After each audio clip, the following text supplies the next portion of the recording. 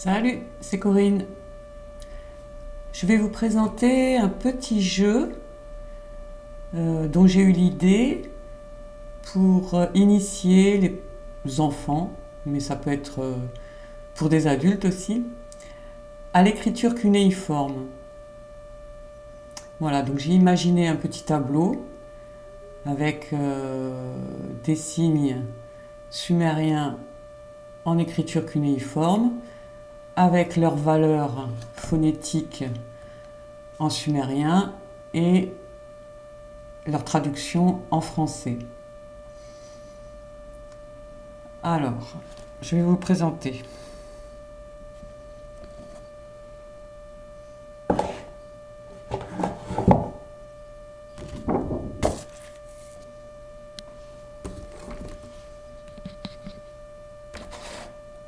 Donc l'idée,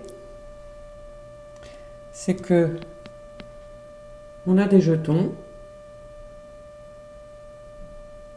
et il faut, pour chaque jeton, retrouver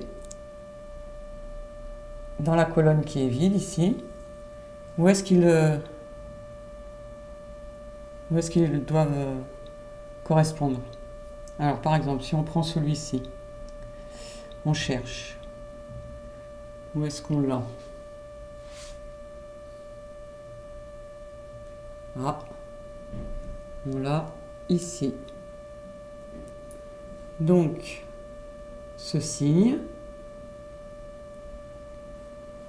qui est inscrit dans de la terre avec un calame, puisque c'était le principe pour les Sumériens, signifie en français la tête. Et il se dit sag en sumérien. Si je prends maintenant celui-ci, on cherche dans le tableau, et voilà. Celui-ci, il veut dire grand. Alors, je vais accélérer.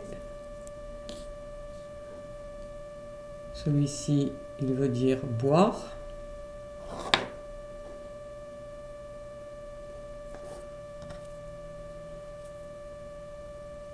Celui-ci, il veut dire faire ou bâtir. Et il se dit dou en sumérien. Là, nous avons le signe qui correspond au bœuf, qui se dit ab. Et pour la petite histoire, ab, c'est notre A. Mais cela est une autre histoire. Ensuite, nous avons la ville, Ourou, qui se dit Ourou. Nous avons, est-ce que je l'ai? Le pain, Ninda.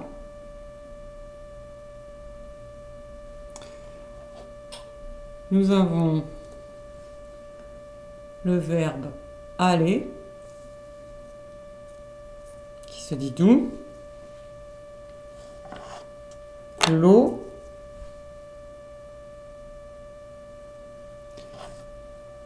Petit.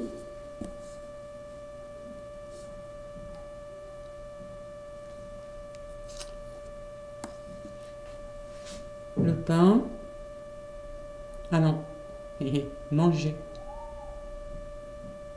Manger. Lougal, qui veut dire le roi.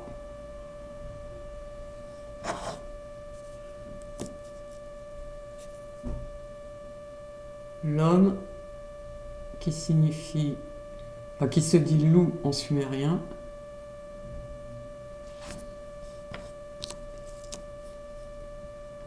La main.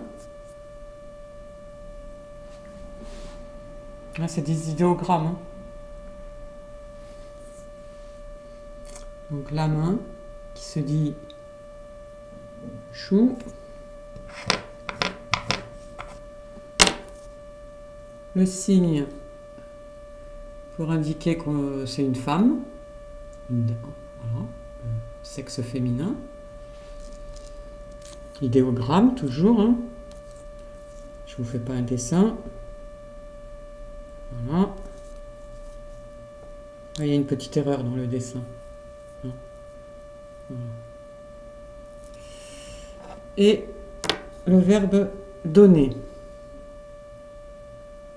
Alors, ce qui est intéressant, ici vous voyez, nous avons le signe de l'eau.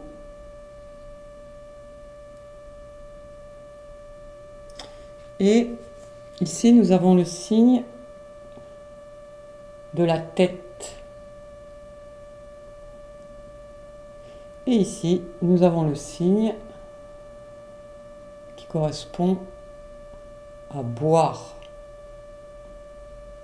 Donc, c'est comme si on avait pris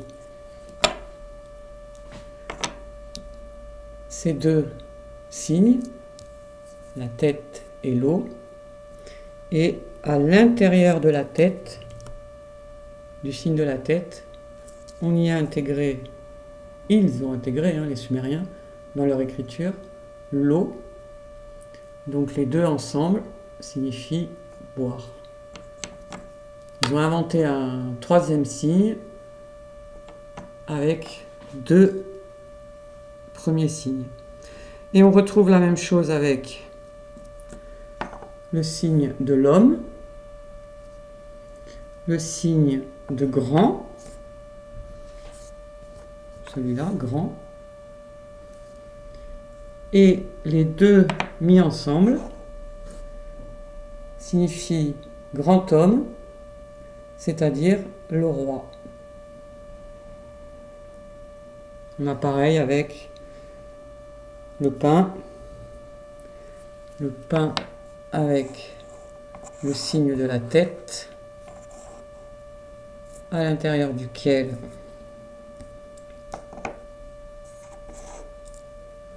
là, manger. Ils ont intégré le pain dans le signe de la tête et cela signifie manger. Voilà, donc c'est un petit jeu pour s'initier un petit peu aux Sumériens. Et alors, voilà, des fois c'est pas facile de reconnaître la différence entre les signes.